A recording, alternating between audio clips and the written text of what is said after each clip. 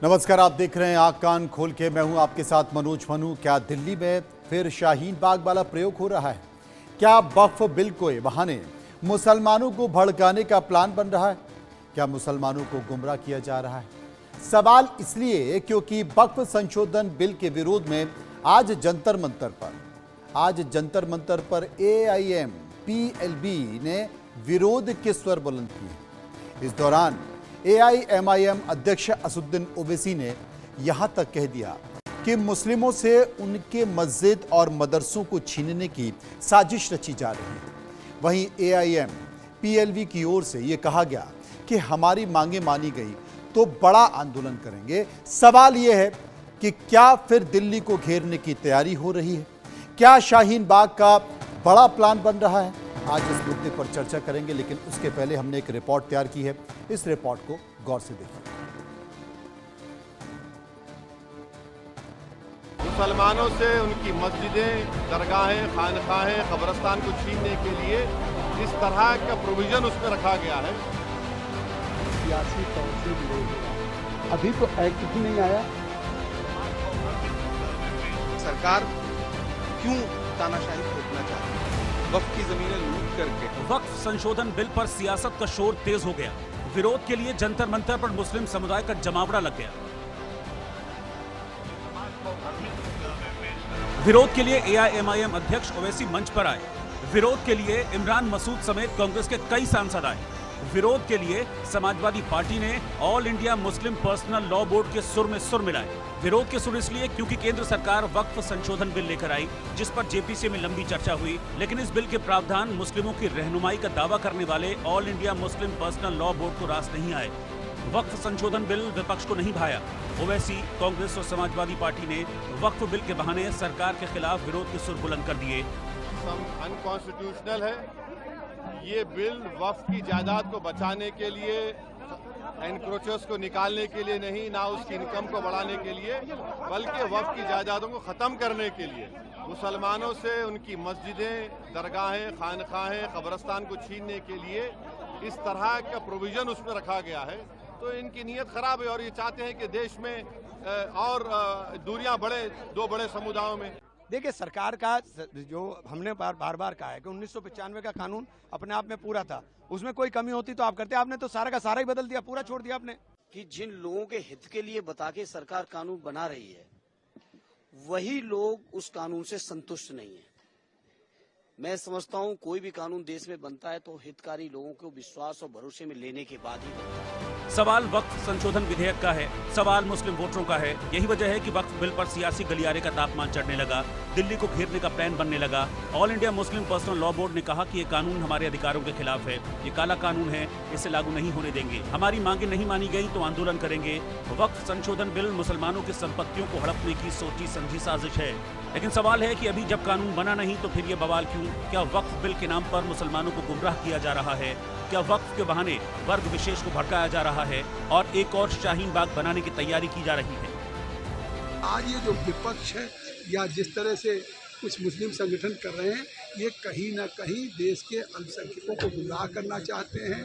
एक बेहतर कानून आ रहा जो वक्फ की प्रॉपर्टी की हिफाजत करेगा। अभी तक वक्फ को खुद मुँह तोड़ कर 40,000 मुकदमे पेंडिंग है ट्रिब्यूनल में, हाई कोर्ट, सुप्रीम कोर्ट, अब तक कोई नहीं जा सकता है। अगर इसके बेहतरी के लिए कि हाई कोर्ट, सुप्रीम कोर्ट में अपील में जा सकते हैं तो ये एक बेहतर। वक्फ संशोधन विधेयक पर घमासान बढ़ता जा रहा है।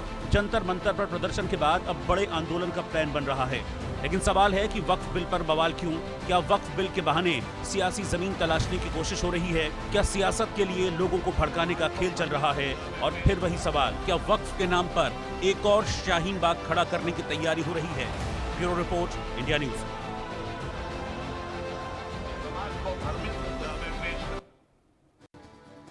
इसी मुद्दे पर चर्चा करेंगे। अनंत सिंह जो कि बीजेपी के प्रवक्ता मेरे साथ जुड़ेंगे, राजेश कोटिया प्रवक्ता कांग्रेस मेरे साथ होंगे, फजील अहमद मुस्लिम स्कॉलर मेरे साथ होंगे और अजीत मंजुला वरिष्ठ पत्रकार मेरे साथ होंगे। सबसे पहले मैं शुरुआत करूंगा वरिष्ठ पत्रकार अजीत मंजुला जो कि मेरे साथ अभी जुड़ने वाले हैं, उनसे भी समझने की कोशिश करूंगा और जानने की कोशिश करूंगा क्या स्थिति क्या है। लेकिन फजील अहमद मेरे साथ मौजूद हैं। फजील साहब, अभी जैसा कि हम जगदम्बिका पाल साहब को सुन रहे थे, जगदम्बिका पाल इस बात का जिक्र कर रहे थे कि साहब अभी तो बहुत सारी जो जो कई सारे आवेदन आए हैं, कई सारी पिटीशन आई हैं, उनको सुनना बाकी है। अभी ऐसा कुछ हुआ ही नहीं है, लेकिन पता नहीं क्यों विपक्ष लोगों को बरगला रहा है, लोगों को भड़का रहा है और इस पर सियासत कर रहा है। आखिर तकलीफ क्या है? देखिए, ये तो सबके लिए कहते हैं। जब किसी कानून बिल आया था तो ये कह रहे थे कि किसानों के लिए बहुत अच्छा कानून है, बाद में उसको वापस ले लिए। तो अभी ड्राइवरों के लिए कानून लाए, मोटर व्हीकल एक्ट लाए, फिर उसको भी वापस ले लिए। तो इनका सारा कानून जो है पता नहीं कहां से ये लोग पढ़ के आते हैं। जिस कानून को बनाने के लिए जेपीसी की गठित की गई जेपीसी, उस जेपीसी में सभी मेंबर ऑफ पार्लियामेंट मेंबर्स ने जो सुझाव दिए उनको सीधे से रिजेक्ट कर दिया गया। मतलब एक झोला पोस्टमैन का जैसे बॉक्स होता है ना, बैग अपना उठाए और गांव में चल दिए, उसमें देखते नहीं है कि किसकी चिट्ठी क्या है, उसका काम है सिर्फ डिलीवर कर देना। जेपीसी का काम ये नहीं है कि उसी उठा के झोला उठाए और यहाँ से झोला उठाए वहां झोला डाल दिए। उस पर पूरी तैयारी, गहन मंत्रण। लेकिन जिस तरह से जो सदस्य हैं जेपीसी के, उन लोगों ने क्या कहा कि हम लोग को सुना ही नहीं जा रहा है, हम लोग का कोई आवेदन दिया है तो उस पर सुनवाई ही नहीं की जा रही है। ठीक उसी तरह से एक सरकार को बेवकूफ बनाने के लिए झोला उठाए और झोला लाके 500 पन्ने की रिपोर्ट सौंप दिए। अभी वक्फ काउंसिल देश में एक होता है मनु जी, एक सीनियर आईएएस होता है जो पूरे देश का वक्फ काउंसिल बोलते हैं उसको। वक्फ काउंसिल पिछले 5 साल से कोई है ही नहीं पूरे देश का। वो जो रिटायर हो गए उसके बाद कोई किसी की नियुक्ति नहीं हुई और बिना वक्फ काउंसिल के इतना बड़ा बिल आने लगा, जेपीसी का गठन हो गया। क्या कानून, क्या देश चला रहे हैं ये लोग, कैसे देश चला रहे हैं? अच्छा फाजिल साहब, एक सवाल है मेरा। मतलब ही नहीं है। फाजिल साहब, मेरा एक सवाल है। वैसे झोला उठाए और चल दिए। फाजिल साहब, मेरा एक सवाल है, क्या आप मानते हैं कि वक्फ की जितनी भी संपत्तियां हैं उन संपत्तियों को लेकर कोई विवाद नहीं है? वक्फ में क्या वक्फ के ऊपर यह आरोप नहीं लगता है? मुस्लिम समाज के लोग ही आरोप लगाते हैं कि साहब हमारी जमीन पर अननेसेसरी कब्जा कर लिया है, वक्फ ने दावा कर दिया है। मैंने तो देखा था कि अभी हाल के कुछ दिनों में दिल्ली के कुछ मंदिरों पर भी वक्फ ने अब दावा कर दिया कि यह हमारी संपत्ति है, जबकि जवाब यह आया कि जब वक्फ बना नहीं था उससे पहले की यह संपत्ति मंदिरों की है। तो क्या आप नहीं लगते कि तो जी मनु जी, मैं बोलूं? जी प्लीज। देखिए, ये बहुत सी चीजें ना, ये व्हाट्सएप यूनिवर्सिटी का खेल है बस। कुछ चीजें, वक्फ बोर्ड के पास कागज होता है और बहुत सी जमीनें जो लोग मुसलमान नावल्द मर जाते हैं, जिनकी कोई औलादे नहीं होती, वो जमीन भी वक्फ को अपने आप चली जाती है। ठीक बात है। तो बहुत सी जमीनें इस तरह के मुकदमे तो हर चीज पे चलते हैं। आपकी निजी संपत्ति पे मुकदमे चलते हैं, अपने परिवार के बंटवारे पे मुकदमे चलते हैं। तो मुकदमा तो एक अच्छी चीज है, उससे न्याय मिलता है, मुकदमा तो चलते रहना चाहिए। लेकिन मुकदमों का आप जिस तरह से बात कर रहे हैं कि मुकदमे तो होते रहते हैं ना, वक्फ की होगी तो वक्फ की मिलेगी, वक्फ की नहीं होगी तो नहीं मिलेगी। और बहुत सी चीजें जो परंपरागत चली आ रही हैं, कितने के तो जिंदा को मुर्दा घोषित कर दे रहे लोग, बेचारे तहसीलों में घूम रहे कि हम जिंदा हैं, उनको कोई आज तक जिंदा। तो विवाद का कोई अंत नहीं होता है, विवाद जिसमें आप चाहिए कर लीजिए। और इस बिल के आने के बाद भी जो वक्फ की संपत्तियां हैं वो तो खाली नहीं हो पाएंगी ना, उसको सरकार को ऐसे भी खाली कराना चाहिए। बहुत सी वक्फ की संपत्तियों को सरकार ने भी कब्जा कर रखा है और आम लोगों ने भी कब्जा कर रखा है। तो अगर सामान्य भाषा में समझें फाजिल साहब, सामान्य भाषा में समझें तो सरकार ये बिल क्यों लेकर आ रही है, ये बता दीजिए। देखिए, सरकार इसलिए बिल ला रही है कि उसको हिंदू तुष्टीकरण करना है। उसको देश में 9 लाख करोड़ शेयर बाजार में डूब गया, उस पर डिबेट ना हो, उस पर बहस ना हो, ग्रामीण की बहस ना हो, बेरोजगारी पे बहस ना हो, इसलिए ले आ रहे। और अगर पाकिस्तान भारत का हिस्सा होता और यहाँ की 60 करोड़ आबादी मुसलमान की होती तो क्या इस तरह की बातें होती देश के अंदर? ये सब तो नेतागिरी का आइटम है और कुछ नहीं है। अनंत सिंह कर रही है लोग। अनंत सिंह बीजेपी के प्रवक्ता मेरे साथ मौजूद हैं। अनंत सिंह, सीधा सीधा आरोप लगा है कि सिर्फ राजनीति के लिए सरकार ये बिल लेकर आ रही है, हिंदू और मुस्लिमों को बांटने के लिए ये बिल लेकर आ रही है, आप इसका सियासी फायदा उठाना चाहते हैं इसलिए ये बिल लेकर आ रही है। जहां तक सवाल वक्फ की संपत्ति का है, तो वक्फ की अगर संपत्ति है उसमें कोई विवाद है तो अदालतों में मामला चलेगा, उसमें दिक्कत क्या है? लाखों मामले चल रहे हैं तो ये भी चल जाएंगे। नहीं, बहुत अच्छा मनोज जी आपने प्रश्न पूछा है। पहले तो मैं अपने मित्र फाजिल भाई को बताना चाहता हूँ। फाजिल भाई कह रहे थे मुकदमा होते रहना चाहिए, अच्छी बात है। फाजिल भाई, हम लोग गांव देहात से आते हैं। गांव देहात में 2 बात कही जाती है कि न्यायालय और अस्पताल का कभी भगवान किसी को चक्कर न लगाए, लेकिन पता नहीं आप किस तरीके से बोल रहे हो, और आप स्कॉलर बन के आए तो आपको कुछ जानकारी मैं आपको दे देता हूं जो आपको जानकारी नहीं है। देखिए, वक्फ संशोधन बिल में जेपीसी आई, जेपीसी का गठन हुआ, और जेपीसी के गठन ने लगभग सभी प्रांतों का दौरा किया और 38 बैठकें हुई और 118 घंटे की बैठक हुई, और जिसमें 6 महीना तक लगातार पूरे देश का भ्रमण करने के बाद कई मुद्दों पर उसमें चर्चाएं हुई, जिसमें 44 ऐसे अमेंडमेंट भी किए गए जो कि पक्ष और विपक्ष दोनों सदस्य, जिसमें कि 21 लोकसभा के और 11 राज्यसभा के सदस्य उसमें शामिल थे।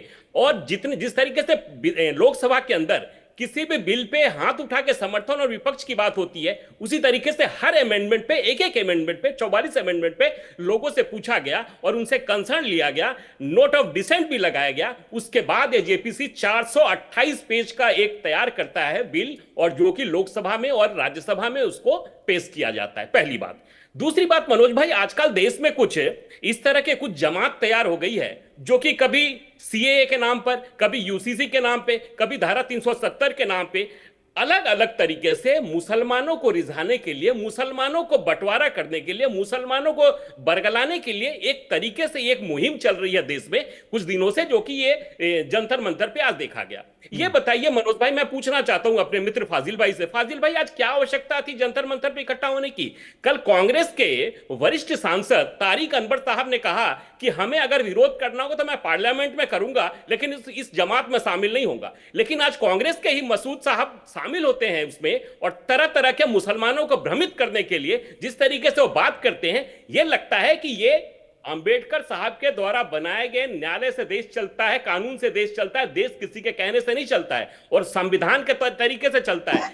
आज का प्रदर्शन संवैधानिक था। आज जिस तरीके से जंतर मंतर पे प्रदर्शन किया गया, जिस तरीके से मनोज भाई आप प्रोमो में दिखा रहे थे, ये शाहीन बाग पार्ट 2, मैं आपको विश्वास के साथ, दावे के साथ कहना चाहता हूं कि शाहीन बाग को पूरी देश और दुनिया ने देखा है, वहां के आंदोलन को, और पुनः इसकी पुनरावृत्ति नहीं होगी। मैं इसका दावा करता हूं। मैं आज आपके चैनल के माध्यम से कहना चाहता हूं कि सरकार ने शाहीन बाग नहीं बनने देना है जंतर मंतर को। और शाहीन बाग में जिस तरीके से एक धर्म के लोगों और एक तरीके से वहां पे जिस तरीके से जो हो रहा था, मैं आज कहना नहीं चाहता उन बातों को, बहुत सारे मीडिया में, बहुत सारे चीजों में उन चीजों को बताया गया था। आज जेपीसी ने जिस तरीके से वहां पे लोकसभा और राज्यसभा में पेश किया है वक्फ संशोधन बिल, निश्चित तौर पे देश को इसकी जरूरत है, और हमारी सरकार इस पे प्रयासरत है कि जो अंतिम पादान पे बैठा हुआ व्यक्ति है उस तक विकास की धारा कैसे पहुंचे, और हम गरीब महिलाओं को और पसंदीदा मुसलमानों को मुख्य धारा चाहते हैं। समझ गए आनंद सिंह जी। राजेश कोटिया कांग्रेस के प्रवक्ता मेरे साथ मौजूद हैं। राजेश कोटिया साहब, आपके ऊपर सीधा सीधा आरोप लग गए। 2 उदाहरण उन्होंने दिए, 2 उदाहरण दिए। एक तो तारिक अनवर साहब का उदाहरण दिया, उन्होंने कहा कि भाई मुझे अगर विरोध करना होगा तो मैं संसद में इसका विरोध करूंगा। अभी सड़क पर उतरने की स्थिति नहीं आई है। दूसरी चीज, उन्होंने कहा कि मसूद साहब आज जंतर मंतर पर पहुंच गए, जमात में शामिल हो गए, जमात में शामिल होकर उन्होंने विरोध किया। कांग्रेस है कहां? कांग्रेस तय कर पा रही है कि वो कहां है? हम तो अपनी जगह पे सही है। तारिक अनवर जी का वो पर्सनल व्यू होगा। हम तो मानते हैं कि ये प्राइम मिनिस्टर से जीता ही है एंटी मुस्लिम कर करके। अगर आपने उसके 7 दौरों का जो पीएम के इस पे हुआ, ऐसा फालतू प्राइम मिनिस्टर जिसने प्राइम मिनिस्टर की स्तर को गिराया हो, आप राजेश भाई, फालतू प्राइम मिनिस्टर कहना ये उचित नहीं है। प्राइम मिनिस्टर देश का होता है, किसी दल का नहीं होता। सॉरी, मैं आपको बीच में रोक रहा हूँ। सॉरी, बोला तभी मैंने बीच में नहीं बोला। प्लीज नहीं, देश का प्रधानमंत्री, आप प्रधानमंत्री की अवहेलना कर रहे हैं, प्रधानमंत्री का अपमान कर रहे हैं। कांग्रेस ये वो नहीं, राजेश भाई देखिए, आप नेशनल चैनल पे बैठ के आप प्रधानमंत्री को इस तरीके से नहीं पूछ सकते हैं। नहीं, मैं आपको कह रहा हूँ, आप प्रधानमंत्री जी के विषय में इस तरह के शब्दों का प्रयोग नहीं कर सकते। प्रधानमंत्री देश के प्रधानमंत्री है, अभी अदानी को जैसा बॉम्बे में दिया है प्रधानमंत्री, आप इस तरीके से नेशनल चैनल पे बैठ के राजेश जी देखिए, राजेश जी, फजील साहब को भी बहुत सारी नीतियों पर, कारण प्रणाली पर आपत्ति है, लेकिन कम से कम भाषा की मर्यादा को बनाए रखिए। हम राजनेताओं के तौर पर यहां पर उस तरह से ना करें। आप हो सकता है कि बीजेपी की या बीजेपी की सरकार की नीतियों से सहमत नहीं हो, उनके नेताओं की कार्यप्रणालियों से सहमत नहीं हो, लेकिन फालतू शब्द कम से कम एक प्रधानमंत्री के लिए बेहतर नहीं है, इस्तेमाल नहीं होना चाहिए। मैं अपना वो मैं बोला कि अपनी जो एक गरिमा होती है प्राइम मिनिस्टर की, मनमोहन सिंह हमारे प्राइम मिनिस्टर थे, कभी उन्होंने इस लैंग्वेज को यूज किया था? आपके मंगलसूत्र लेंगे, इसमें बांटेंगे, उसमें बांटेंगे। तो ये बिल किसका है? मोदी गवर्नमेंट का। तो मंशा आपको वहां से पता लगता है कि पूरे 700 का जो ये था, हिंदू मुसलमान के सिवा और कुछ हुआ नहीं।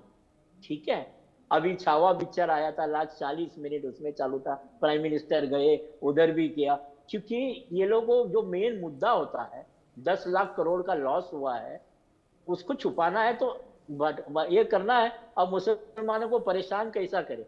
उनको पता है कि मुसलमान वोट नहीं करते हैं, और फिर उनके इंडस्ट्रियलिस्ट दोस्तों को कैसा इसका बेनिफिट मिले? अदानी को दे दिया, अभी सुप्रीम कोर्ट ने रुका दिया उधर। सही था ना, सुप्रीम कोर्ट ने हालांकि स्टे नहीं किया, बोला आगे नहीं जाना, अगर जो भी आगे जाते हो, सेकलिंग करके कंपनी को दिया था। सुप्रीम कोर्ट ने ये बोला जब तक हमारी बात नहीं सुनोगे हर चीज अलग रखा जाएगा और फिर हमारा उसमें ये होगा। तो इनका ये एक और है कि इतना बड़ा जो विशाल लैंड संपत्ति है वक्फ बोर्ड को, उसको किस तरह से हम उसमें घुसे और कैसा। ये एक मुस्लिम का कानून है, जो मुस्लिम लोग अपने धर्म के लिए उधर जाते हैं, वहां पे हिंदुओं भी कर सकते हैं, ऐसा नहीं कि हिंदू नहीं कर सकते, but basically meant for Muslims. और इसमें वक्फ प्रॉपर्टी में ज्यादा क्या है? दरगाह है, ये है, मस्जिद है, और ये सब रिलीजियस स्कूल भी है। अब वहां पे जा करके उनको अमेंडमेंट ये लेके आना कि तुम उसका लैंड का लिस्ट बनाएंगे, उसका पेपर्स लेके आओ, 500,000 करो। जो डिस्ट्रिक्ट कलेक्टर होता है उसको इतना पावर देना, अभी सर्वे कमिश्नर के पास पावर है।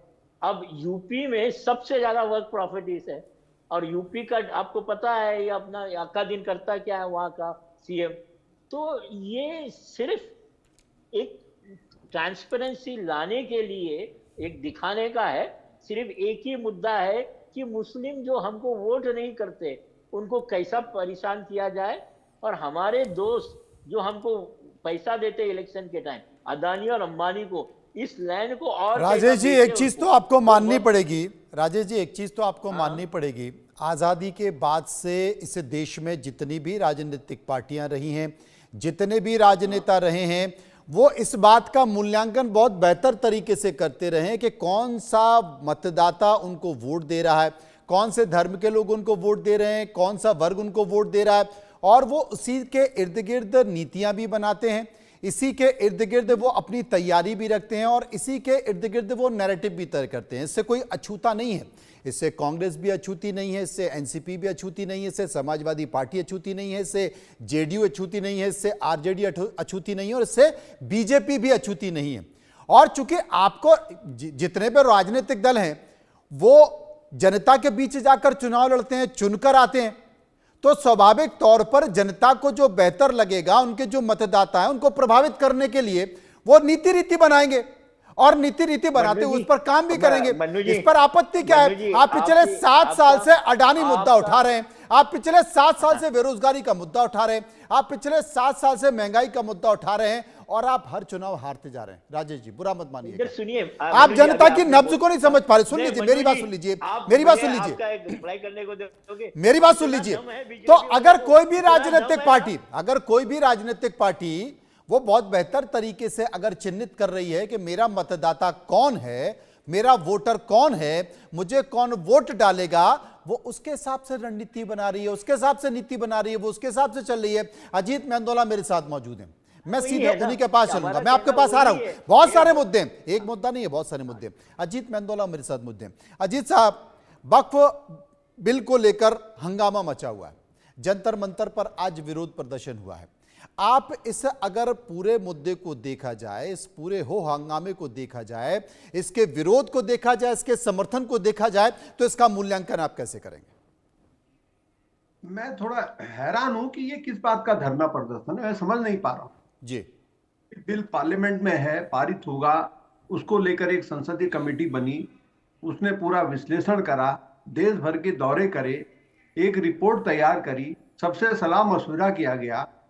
देखो क्या है कि ये जो वक्फ बोर्ड का जो बिल है ना, ये एक बहुत बड़ा मुद्दा है, ये छोटा मोटा मुद्दा नहीं है। इसको जो मैं अभी सुन रहा था, कुछ साथी लोग जो भी बोल रहे थे, देखिए हमारे देश की राजनीति में किस तरीके से वोटों के खातिर कई चीजों को छेड़ा ही नहीं गया। हाँ। ये जमीन कैसे मिली, कहां से मिली, इसके बारे में आप पहले पता करें।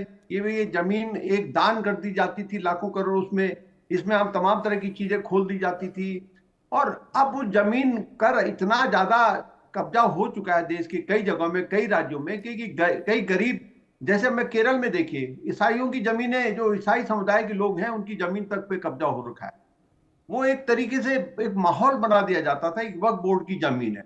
अब पता तो चलना चाहिए भैया, 1000 गज की जमीन है तो किसकी है, इसका आखिर क्या यूज है, क्या हो रहा है, तमाम तरह के जमीनों में क्या क्या चीजें खुल रही हैं, उसका क्या देश के लिए, देश हित में कुछ अच्छा हो रहा है। मेरा पहला सवाल तो यही है। हाँ, अगर देश हित में उस वक्फ बोर्ड की जमीन में कुछ अच्छा हो रहा है तो किसी को ऐतराज नहीं होना चाहिए, लेकिन ऐसा हो नहीं रहा है, ऐसा हो नहीं रहा है। अगर भारत सरकार, अब कांग्रेस कहे कि भाई मोदी जी और बीजेपी मुसलमान विरोधी है इसलिए अब वो इस तरह के काम करने, ये काम तो कांग्रेस को बहुत पहले करना चाहिए। कांग्रेस ने विवादास्पद मुद्दों को कभी छेड़ा ही नहीं, चाहे वो अयोध्या में राम मंदिर का मामला रहा हो, अनुच्छेद 370 का कश्मीर का मसला रहा हो। आज कांग्रेस फंस क्यों गई? कांग्रेस इसलिए फंस गई है, कांग्रेस अभी भी ये नहीं समझ पा रही है कि देश की राजनीति, देखिए इस देश में मुसलमानों ने, अंग्रेजों ने राज किया, और 70 साल धर्मनिरपेक्ष, जो कहते थे कि हम धर्मनिरपेक्ष ताकतें हैं, उन्होंने राज किया। उस धर्मनिरपेक्ष ताकतों का काम ये होता था कि भाई आप हिंदू मुस्लिम की बात करो। आप देखिए 2014 के बाद क्यों नहीं कांग्रेस पार्टी रोजा इफ्तार बना रही है? कोई ना कोई तो बात होगी, वरना पहले रोजा इफ्तार पार्टी को लेकर इतना कंपटीशन होता था रमजान के महीने में कि कभी दीपावली के लिए नहीं करा गया, कभी होली के लिए नहीं करा गया कि भाई ये दीपावली मनाई जानी चाहिए। मैं वो नहीं कह रहा हूं, मैं एक पत्रकार होने के नाते मैं कह रहा हूं कि आपने करा क्या? अगर आपने जो करा है, जो बोया है, काटोगे तो वही फिर अब बीजेपी भी जानती है कि भाई अगर आप जातिवाद की राजनीति करोगे, हिंदुओं को जात की, क्योंकि देखिए जाति की राजनीति भी 2024 के लोकसभा चुनाव में तो कहीं ना कहीं बीजेपी भी अब उस काट को लाएगी सामने। अनुच्छेद 370 लाई, अयोध्या में क्या कहते हैं मंदिर बना, अब ये वक्फ बोर्ड भी अपने आप में बहुत बड़ा मुद्दा है देश के अंदर। अगर कांग्रेस समय रहते सारे मुद्दों को पहले सुलझा लेती, आज कांग्रेस को दिक्कत नहीं आती। अब कांग्रेस की कर्नाटक की सरकार देखिए, कांग्रेस को दिख नहीं रहा क्या, कांग्रेस को चलाने वाले, विपक्ष को देखने वाले को दिख नहीं रहा है कि देश का मूड क्या है इस समय। देश ये सुनने को तैयार नहीं है कि भाई आप हिंदुत्व को या हिंदू को इग्नोर करो, नहीं कर सकते आप आज के दिन। राजेश जी, आप समझ रहे हैं क्या कह रहे हैं? अजीत मेंदोला क्या कह रहे हैं? अजीत मेंदोला ये कह रहे हैं कि बीजेपी ने आपको दीवार से लगा दिया है और आप समझने को तैयार नहीं है। कर्नाटक में कांग्रेस की सरकार 4% ठेके पे आरक्षण देने का घोषणा कर रही है। बिहार का चुनाव सिर पे है, बीजेपी फिर किस पिच पे खेलेगी? बीजेपी हिंदुत्व के पिच पे खेलेगी। बिहार का चुनाव मुद्दा बनेगा कर्नाटक जैसे फैसलों का, वक्फ बोर्ड जैसे फैसलों के लिए जो आंदोलन हो रहा है, ये तमाम तरह की बयानबाजी हो रही है, ये सब मुद्दे आप बीजेपी को ताकत दे रहा है विपक्ष। नहीं, मेंदोला साहब आपने एक बहुत अच्छी बात कही कि जो जमीन दान में मिली है, ये जो जमीन दान में मिली है, ये जमीन मिल गई है तो वक्फ बोर्ड की जो जमीन है, ऐसा ही मुझे लगता है कि जो मंदिरों को जमीन है, उनके जो ट्रस्ट को जान में दी गई, उनकी भी इस तरह से समीक्षा होनी चाहिए, उनकी भी जांच होनी चाहिए। नहीं होनी चाहिए ना, हम मना कर रहे हैं कि नहीं होनी चाहिए, लेकिन आप पहले उसका तुलनात्मक अध्ययन तो करें, तुलनात्मक अध्ययन तो करें, देखें कि मतलब किसने किस हिसाब से क्यों दी गई वक्फ बोर्ड को जमीन। भाई वो वक्फ बोर्ड की जमीन जिस समय इसको बांटा गया, वो उस वक्त ये माना गया कि भाई मुसलमान कमजोर हैं, उनको दे दीजिए, गरीब गुरबे हैं, वो करके दे दीजिए। आपका सोचना गलत है, आप थोड़ा सा करेक्ट कर लीजिए। व्हाट्सएप ज्ञान से आप बोल रहे हैं, पढ़ा लिखा के नौकरी वक्फ कराने बोर्ड ने किसी ने जमीन नहीं दी, किसी की भी जमीन नहीं है। आपको गलत फहमी है। आप सुबह सुबह जो व्हाट्सएप आता है ना, उसी में ज्यादा ज्ञान अपना बढ़ा लेते हैं। उसको जरा नेचुरल ज्ञान में आइए। मनु जी, मैं बता रहा हूं, थोड़ा इनको जानकारी कर लेने दीजिए। जब देश आजाद हुआ, 3 तरह की प्रॉपर्टी देश में आई। हिंदू ट्रस्ट एक्ट में अपनी प्रॉपर्टी को रखा, मुसलमान वक्फ एक्ट में रखा, और ईसाइयों ने अपनी प्रॉपर्टी को कंपनी एक्ट में रखा। ये 3 कानून है देश के अंदर, तीनों का अलग अलग तरीका है। अब वक्फ की प्रॉपर्टी को ना तो बेची जा सकती है, ना ट्रांसफर की जा सकती है, ना मॉर्गेज की जा सकती है, ना लीज दी जा सकती है। ट्रस्ट की जमीन को बेचा भी जा सकता है, ट्रांसफर भी हो सकती है, मॉर्गेज भी हो सकती है। इसी के लिए बाबा लोग की हत्या हो रही है। कितने बाबा लोग क्यों मर जाते हैं? प्रॉपर्टी के विवाद के चलते। घमासान मचा हुआ है बाबाओं में। हाँ हाँ, कंपनी एक का देखिए, ईसाइयों की जमीन जो है बड़े प्राइम जगह पे आज भी खाली पड़ी है। क्यों खाली पड़ी है? क्योंकि उस पर कंपनी एक्ट लागू होता है। अब कंपनी एक्ट में बाकायदा एक प्रोविजन बहुत बड़ा होता है, उसमें तमाम कमेटियां होती हैं। उस पर अब लंबी बहस हो जाएगी, हमने सिर्फ समझा दिया। और किसी सरकार ने वक्फ को जमीन नहीं दी है, ये उन मुसलमानों की अपनी जमीन है जिन्होंने दान दिया है। जैसे मान लीजिए जिसने दान दे दिया, या तो जो मैं समझा रहा हूँ आपको भाई साहब, सरकार ने तो कहीं सुनिए भी ना जमीन थोड़ा। नहीं दी है। नहीं, सरकार ने आपको कहा जानकारी जमीन देने की सुन भाई, लीजिए। अगर वो जमीन अब पूर्वाग्रह 1000 से- एकड़ जमीन है, उसका कोई पूर्वाग्रह से यूज नहीं नहीं बात हो रहा करना है, चाहिए। उसका यूज आप गलत सुनिए मेरी कामों बात, के लिए हो अजीत रहा है, जी। कहीं ना कहीं तो पूर्वाग्रह उसके से लिए बात नियम नहीं बनना करनी चाहिए चाहिए। ना। अब मनोज जी एक बहुत खास जानकारी आपको बता रहे हैं, जरा गंभीरता से सुनिएगा। दिल्ली का ओबराय होटल देखे आप? दिल्ली का ओबराय होटल वक्फ बोर्ड में कहेंगे आप, ये वक्फ की प्रॉपर्टी है और 1 रुपया किराया देते हैं वो, 1 रुपया। सुनिए, अरे मुकेश वक्फ- अंबानी का वक्फ जो को घर 1 रुपया है किराया अंटालिया, देते हैं वो। उस पर भी वक्फ ने दावा किया हुआ है कि ये भी हमारी अरे जमीन है। सुनिए, दावा नहीं मनोज जी दावा उसको नहीं, छोड़ बाकायदा दीजिए। देश ओबराय के होटल पार्लियामेंट 1 पे रुपया भी देता है। वक्फ बोर्ड ने कहा कि ये हमारी जमीन है। सुनिए, अच्छा, देश की संसद की भी जमीन आपकी है, वक्फ मैंने बोर्ड सुनिए की। ना सर, जो जमीन वक्फ को बाकायदा ओबराय होटल 1 रुपया किराया देता है। हाँ, आप सोचिए कि ओबराय होटल वक्फ बोर्ड को 1 रुपया किराया देता है। समझिए आप बात को। ये लूप हम लोग इस बात की लड़ाई लड़ रहे हैं कि जो इस तरह का बंदर बांट करके वक्फ की जमीनों को जो लोग कब्जा किए हैं, उसको बजाय छुड़ाने के आप वक्फ, इसीलिए कानून आ रहा है कि ओबराय होटल को 1 रुपया किराया ना देना पड़े, उसका मालिक हो जाए। बात समझिए, ओबराय होटल जैसे जाने कितनी प्रॉपर्टी है। अभी तो ये सब डिबेट डिस्कस में आ रहा है तो चीजें खुल के आ रही हैं। ओबराय होटल, ऐसे बहुत उद्योगपतियों, मुकेश अंबानी का घर, ये सब वक्फ प्रॉपर्टी है, वो किराया दे रहे हैं। बाकायदा वक्फ बोर्ड के मेंबर्स ने धोखेबाजी करके बेच दिया मुकेश अंबानी को और उसका केस चल रहा है बॉम्बे हाईकोर्ट तो में। मैं वही तो बोल रहा हूं फजील साहब, वही तो है कि इसीलिए वक्फ बोर्ड के जो कानून आ रहा सदस्य है रहे कि या अपने वक्फ बोर्ड के मित्रों जो को- अध्यक्ष रहे हैं, उन्होंने जोड़ तोड़ कर उन्होंने धोखेबाजी कर ये जमीन बेच दी ना लोगों को।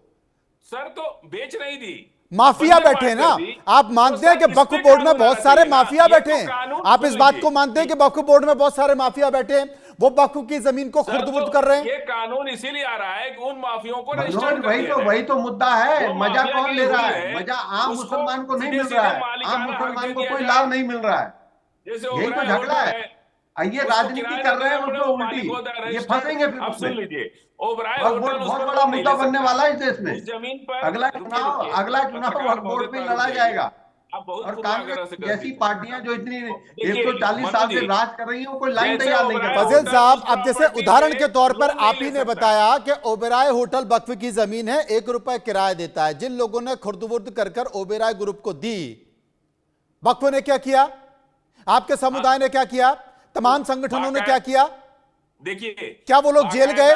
क्या वो जेल इसके गए? लिए 40,000 प्रॉपर्टियों को विवादित करके बाकी सभी सरकारों से हम लोग कहते रहे कि भाई इन प्रॉपर्टियों को आप खाली कराइए। इनसे ये जो 1 रुपया किराया दे रहे हैं ना, ये भी काम सरकार के खजाने में जमा होता है, ये किसी के निजी के खजाने में नहीं जमा होता। जो 1 रुपया किराया ओबराय दे रहे हैं वो भी सरकार के खजाने में जमा होता है, वो किसी पब्लिक के खाते में नहीं जाता है। दूसरी बात कि ओबराय होटल उस पर लोन नहीं ले सकता क्योंकि वो तो वक्फ की प्रॉपर्टी है, वो लीज पर है, तो वो लोन नहीं ले सकता। अब उसे मालिकाना हक कैसे दिया जाए, इसलिए ये कानून बन के आ रहा है कि ओबराय होटल उसको मालिकाना हक पा जाए और उस पर हम लोन नहीं, मालिकाना हक कैसे मिल जाएगा? जब वो 1 रुपए लीज दे रहा है तो मालिकाना हक उसको कैसे मिल जाएगा?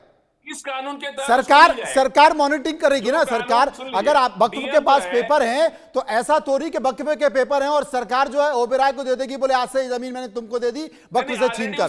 सरकार मॉनिटरिंग करेगी। 1 रुपए क्यों मिल रहा है? वक्फ को ज्यादा मिलना चाहिए। अब देखिए, आप गुस्सा मत होइए, गुस्सा हो जा रहे हैं आप। नहीं, मैं गुस्सा नहीं हो जा रहा, समझ मैं कह रहा हूं रहे हैं कि 1 देखिए, रुपए क्यों पूर्वाग्रह मिल से रहा है? लोगों ने बात 1 कर रुपए क्यों मिल रहा है? वक्फ को ज्यादा पैसा मिलना चाहिए। अगर वक्फ ने वो जमीन लीज पर दी है तो वो पैसा ज्यादा मिलना चाहिए वक्फ को। सरकार यही तो चिन्हित करेगी। आप कह रहे 40,000 ऐसी प्रॉपर्टियां हैं। हम लगातार कई सालों से सरकार से बोल रहे हैं कि भैया इन पे जांच कीजिए, कार्रवाई कीजिए, नहीं किया ना किसी ने। अब अगर वक्फ बिल आ रहा है, और वक्फ बिल किस लिए आ रहा है? वक्फ की संपत्तियों का पुनर्निर्धारण करने के लिए आ रहा है। वक्फ बोर्ड की जो कहा जा रहा है कि वक्फ बोर्ड की शक्तियां कम हो जाएंगी, तो उसमें सभी लोग रहेंगे, कानून होंगे और वक्फ की संपत्तियां की जांच होगी। आपने कहा कि 40,000 संपत्तियों पर, वक्फ की 40,000 संपत्तियों पर लोगों का कब्जा है, लोगों ने खुर्द-बुर्द कर दिए, तो जांच होगी ना। आप जिस मांग को कर रहे हैं उस मांग में 40,000 संपत्तियों की जांच होगी। सुन लीजिए, जांच जब सरकार को बजाय जांच करने के, वो तो कानून ला के उसको मालिकाना हक देने जा रही है। जो केसेस वक्फ बोर्ड कोर्ट में लड़ रहा है, वहां वो तो सीधे सीधे उसको मालिक बनाने जा रही है सरकार। सरकार इसीलिए तो बिल ला रही है कि केस ना चले, उसको सीधे मालिक बना दो, जिसके कब्जे में उसको दे दो। ये बिल ला रही है ना, यही कानून बना रही है सरकार कि जो जमीनें हम लोग कह रहे छुड़ाओ, वो सरकार कह रही कि नहीं इसको दे दो।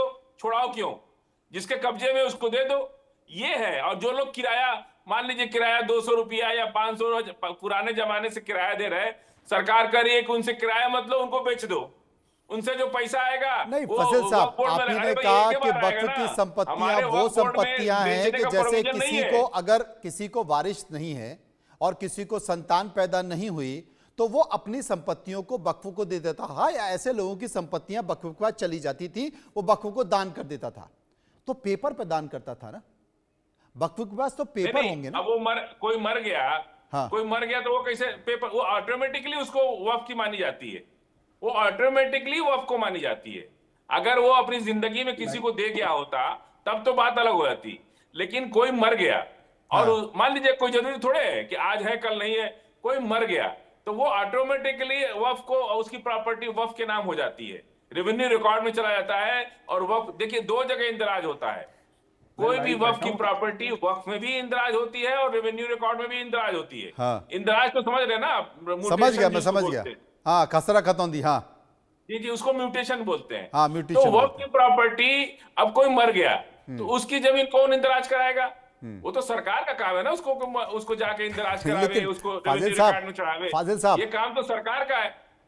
फाजिल साहब, मैं ये नहीं कह रहा कि मैं बहुत ज्ञानी हूं, लेकिन एक बहुत कम ज्ञान के कारण मैं एक सामान्य सी चीज कहता हूं। इस देश पर कई सालों तक मुगलों का कब्जा रहा, तो स्वाभाविक तौर पर देखा जाए तो मुगलों के, भले ही चाहे वो अकबर चले गए हों, तमाम सारे लोग चले गए हों और तैमूर लोग चले गए हों, लेकिन आपने कह दिया ये संसद, जो देश की संसद है, ये भी वक्फ की संपत्ति है।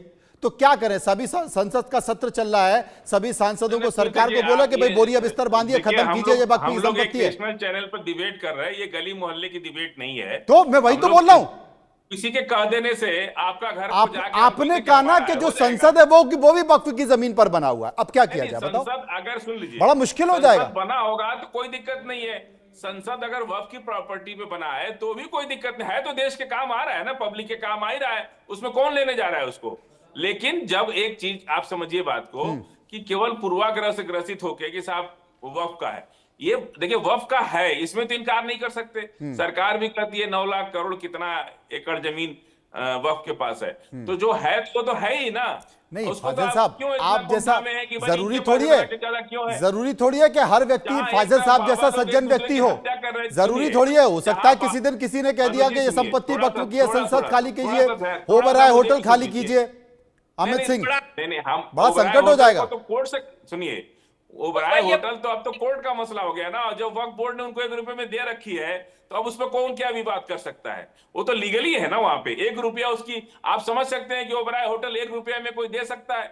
उसके पीठ पीछे कितने लोगों ने पैसे खाए होंगे, ये तो आप समझ सकते हैं ना। वही ओबराय होटल 1 रुपये में कौन बेचता है? वहां पे भी पैसे खा लिए। और जो वक्फ की संपत्तियां, तमाम जो वक्फ बोर्ड जितने भी राज्यों में है उसमें भी मुस्लिम समुदाय के भाई बैठे हुए हैं, वही इस बात को लेकर आपत्ति दर्ज कर रहे हैं कि भैया खुर्द-बुर्द हो रही है संपत्तियां। हिंदू, सुन लीजिए, वक्फ बोर्ड हिंदू को भी किराए में देता है, सिर्फ मुसलमान को नहीं देता।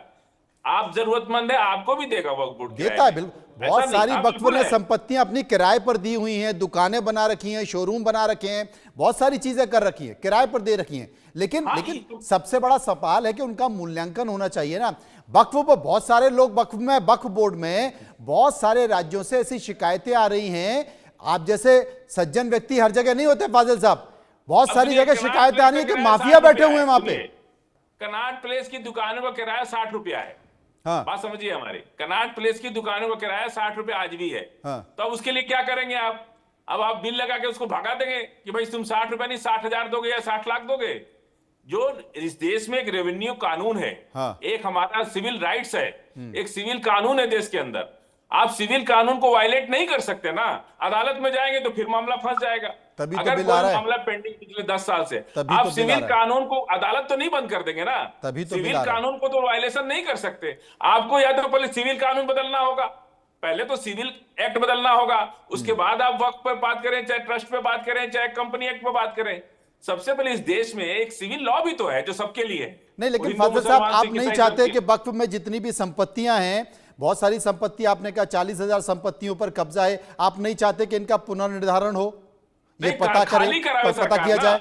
वो जो फर्जी लोग फोर्स पेपर बना करके उस पर बैठे हैं, सरकार उसको एक कमीशन बना कर खाली करावे। हम तो ये कह रहे हैं, खाली करा के दोबारा किराए पे देंगे, उससे ज्यादा पैसा आएगा, देश को फायदा होगा। तो तभी एक तो- एक पैसा सरकार तभी के तो बिल आ खजाने रहा जमा है, होता तभी तो वक्त बिल पर। आ रहा है। बिल में भी तो यही कहा है कि वक्फ की नहीं, बिल संपत्तियों ये का totally धोखा है, पुनर्निर्धारण। fraud है, ये लूटने का।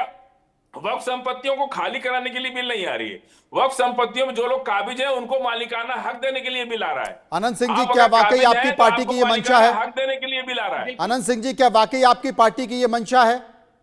नहीं मनोज भाई, जिस तरीके से फजील भाई मुस्लिम स्कॉलर होके जिस तरीके से राष्ट्रीय मीडिया पे आके डिबेट कर रहे हैं, इनके खुद के बयान ये साबित कर रहे हैं कि वक्फ बोर्ड में बिल में संशोधन की आवश्यकता है। पहली बात। दूसरी बात, आज जिस तरीके से आज हजारों केस आज जिस तरीके से सीबीआई के पास पड़े हुए हैं और तमाम ऐसी जांचें चल रही हैं, और ये बताइए मनोज भाई कि किस तरीके से होता ये है, मनोज भाई, होता यह है कि मान लीजिए आपके पास, आपके घर पे अगर कल वक्फ बोर्ड की एक बोर्ड लगा के चले जाते हैं और ये कहते हैं कि हमारा है, तो आपको सिर्फ और सिर्फ ट्रिब्यूनल में ही जाना होगा, उसके बाद आप उच्च न्यायालय में और सुप्रीम कोर्ट में नहीं जा सकते। सरकार नए बिल संशोधन में ये कह रही है कि आपको पूरी तरह से जा सकते हैं। हाई कोर्ट और सुप्रीम कोर्ट किसी भी ट्रिब्यूनल के खिलाफ जा सकते हैं, ये तो देश का कानून है। आप क्या जा सकते हैं अमित जी, जा सकते बैंक हैं। ट्रिब्यूनल है, बैंक ट्रिब्यूनल के खिलाफ आप नहीं जा सकते हाई कोर्ट। किसी भी ट्रिब्यूनल के खिलाफ आप हाई कोर्ट जा सकते हैं। बैंक ट्रिब्यूनल बना हुआ है ना, बाकी अभी तक किसी भी देश के किसी भी बैंक का ट्रिब्यूनल बना है ना, उसके खिलाफ आप हाई कोर्ट नहीं जाते हैं। दूसरी बात ये, बैंक रिकवरी ट्रिब्यूनल बना हुआ है ना, ये कह रहे हैं बैंक कि रिकवरी सरकारी ट्रिब्यूनल है, उसके खिलाफ हाई कोर्ट नहीं जाते। किसी भी ट्रिब्यूनल के खिलाफ आप हाई कोर्ट जा सकते हैं। ये कानून बहुत स्पष्ट है देश के अंदर, इनको जानकारी नहीं है कुछ। ये बस आ जाते हैं। ये कह रहे हैं कि ये दूसरी बात इन्होंने कहा कि कार सेवा, अभी औरंगजेब की मजार पे कार सेवा हो रही है, उस पर एतराज नहीं है इनको।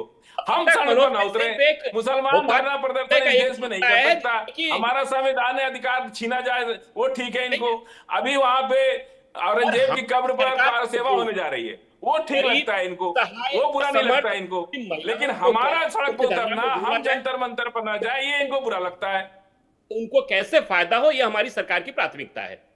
हमारी सरकार की प्राथमिकता स्पष्ट है, और हम बार बार ये कह रहे हैं कि इतने देर 6 महीने में इतने संशोधन हुए, और सारे प्रांतों में मुस्लिम स्कॉलर के साथ बैठकर, रिटायर्ड जजों के साथ बैठकर, अधिकारियों के साथ बैठकर यह तय किया गया। 44 अमेंडमेंट हुए। दूसरी बात और मनोज भाई बताना चाहता हूं, जिस तरीके से हमारे कांग्रेस के मित्र कह रहे थे कि जिला पदाधिकारी को, जिला कलेक्टर को जो अधिकार दिया गया है, बिल्कुल ऐसा नहीं है। आज भी वही अधिकार कमिश्नर के पास ही है। नए जेपीसी बिल संशोधन में भी बार बार कांग्रेस अपने बयान पे ये कह रही है कि जिला कलेक्टर के पास, जबकि जेपीसी के चेयरमैन ने बार बार कहा, पार्लियामेंट के अंदर कहा, पार्लियामेंट के बाहर कहा कि आज भी वो कमिश्नर के पास ही वो अधिकार है। उसके बावजूद भी कांग्रेस बेसिकली भ्रमित करना चाहती है और देश को, मुसलमानों को ये बांटना चाहती है, और देश को, मुसलमानों को एक मैसेज देना चाहती है कि धार्मिक तरीके से किस तरीके से एनडीए और भाजपा की सरकार को किस तरीके से मजबूर करना है, और किस तरीके से सरकार नहीं चलने देना है, और माननीय मोदी जी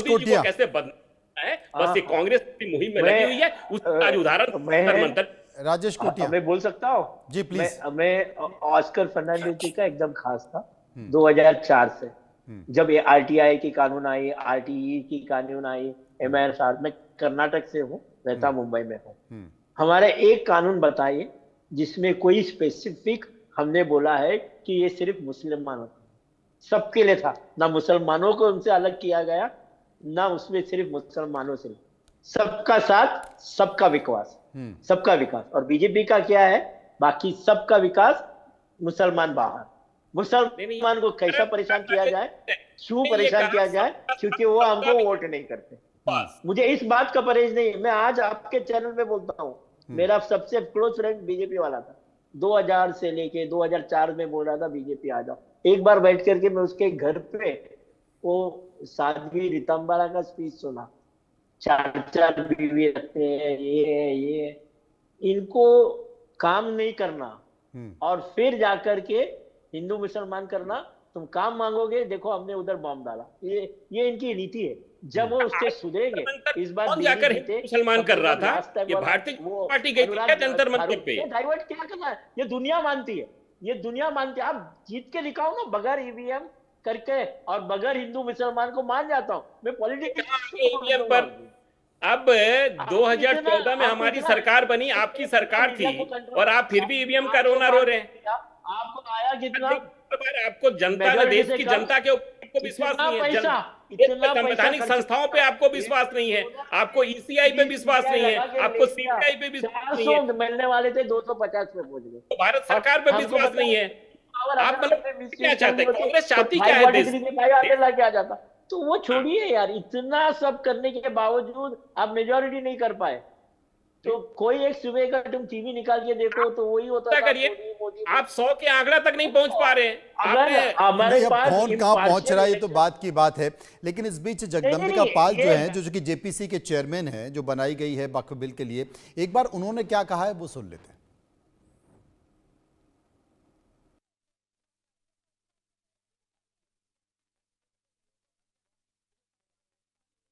हमारे साथ वक्त के चेयरमैन जगदम्बिका पाल जी हैं। जगदम्बिका पाल जी, आज all India Muslim personal law जिसको आपने मीटिंग में भी बुलाया, लेकिन आज वो प्रोटेस्ट कर रहा है, क्या वजह है कि उनको प्रोटेस्ट करना पड़ रहा है? आप ये सवाल उनसे पूछिए, कोई वजह नहीं है। ये केवल लोगों को गुमराह करना चाहते हैं, ये केवल एक सियासी तकरार है। मेरिट पे मैंने उनको सुना, 4 घंटे उनके व्यूज को रिकॉर्ड किया, और यहाँ तक कि जो आज विपक्षी दल के सांसद भी जा रहे हैं उनके भी व्यूज को रिकॉर्ड किया। रिपोर्ट हमने क्लॉज बाई क्लॉज अडॉप्ट किया 428 पेज। जो डिसेंट नोट है ओवैसी साहब का या अब्दुल्ला का या संजय सिंह का, कल्याण बनर्जी का, राजा का, उसको भी हमने लगाया है, नोट ऑफ डिसेंट भी। तो अब इसके बाद भी ये विरोध कर रहे हैं, तो ये कहीं ना कहीं एक सोची समझी रणनीति के तहत कर रहे हैं। तो आखिर इसमें आज सरकार अगर लेकर के, जिस समय कानून आई थी अमेंडमेंट, उस समय इन लोगों ने कहा कि साहब बहुत जल्दी मिलाया गया, बिना स्टेक होल्डर्स के डिस्कस के साथ किया जा रहा है। इस तरीके से उस समय सरकार ने ही फिर पहल किया कि साहब हम स्टेक होल्डर से पूरे देश में डिस्कस करना चाहते हैं, जेपीसी गठित कर दिए। किरण रिजिजू जी ने प्रस्ताव किया, स्पीकर साहब ने 6 महीने का समय मिल गया, और उसके बाद हम पूरे देश में गए, देश के सभी राज्यों से हमने बातचीत किया, और आपने देखा 38 बैठकें यहाँ की 118। लेकिन आज ये जो विपक्ष है या जिस तरह से कुछ मुस्लिम संगठन कर रहे हैं, ये कहीं ना कहीं देश के अल्पसंख्यकों को गुमराह करना चाहते हैं। एक बेहतर कानून आ रहा जो वक्फ की प्रॉपर्टी की हिफाजत करेगा। अभी तक वक्फ को खुद में तोड़ कर 40,000 मुकदमे पेंडिंग है ट्रिब्यूनल में, हाई कोर्ट, सुप्रीम कोर्ट, अब तक कोई नहीं जा सकता है। अगर इसकी बेहतरी के लिए कि हाई कोर्ट, सुप्रीम कोर्ट में अपील में जा सकते हैं, तो ये एक बेहतर। ये कह रहे हैं वो सर आखिरी सवाल, ये कह रहे हैं कि मुसलमानों की ज़मीन हड़पने की कोशिश है। ये गुमराह यही कर रहे हैं। मैं चुनौती देता हूं कि अगर 1 इंच भी कोई कब्रिस्तान या ईदगाह ली जाएगी तो मैं इस्तीफा दे दूं, नहीं तो वो इस्तीफा दे। धन्यवाद। मनोहर केसरी, इंडिया न्यूज़, दिल्ली। फाजिल साहब, जगदम्बिका पाल कह रहे हैं कि मैं चुनौती देता हूं, अगर एक भी व्यक्ति ये साबित कर दे कि मुस्लिमों की या वक्फ की संपत्ति हड़पने की साजिश है। 6 दिसंबर को 1992 को कल्याण सिंह ने सुप्रीम कोर्ट में हलफनामा दे के कहा कि हम मस्जिद को कुछ भी नहीं होने देंगे, और मस्जिद गिरा दी गई, शहीद हो गई। क्या इनकी बात भरोसा किया जाए? इसीलिए हम लोग सावधान हैं कि अगर ये कहते कुछ और है, करते कुछ और है। इनके हमेशा धोखे की इनकी रणनीति होती है। इसलिए हम लोग बाबरी मस्जिद के बाद सतर्क हो गए, और हम अपनी लड़ाई जारी रखेंगे। इनका क्या कहना है, नहीं कहना है, वो अलग बात है।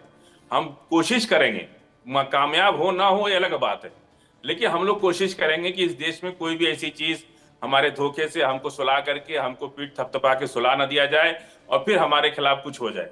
तो ये इनका काम है। जेपीसी पर आपकी लड़ाई जारी रहेगी, और कुल मिलाकर आपने ये तय कर लिया है कि वक्फ बिल को नहीं लाने दिया जाएगा, इसे लागू नहीं होने दिया जाएगा। अजीत मंदोला साहब, ये संकेत साफ है। जंतर मंतर पर भी आज यही आवाज हुई कि जैसे किसान आंदोलन हुआ, किसान आंदोलन के बाद कृषि कानून को वापस सरकार को लेना पड़ा, हम आंदोलन करेंगे, पूरे राज्यों में आंदोलन करेंगे। एक ड्राइवर के लिए भी कानून लाए थे ये लोग। जी, पूरे राज्यों में आंदोलन करेंगे, जिला स्तर पर आंदोलन करेंगे और इस बिल को नहीं आने देंगे। अब एक सवाल मैं आपसे पूछना चाहता हूं, क्या बीजेपी या केंद्र की सरकार भी चाहती है कि यह आंदोलन करें,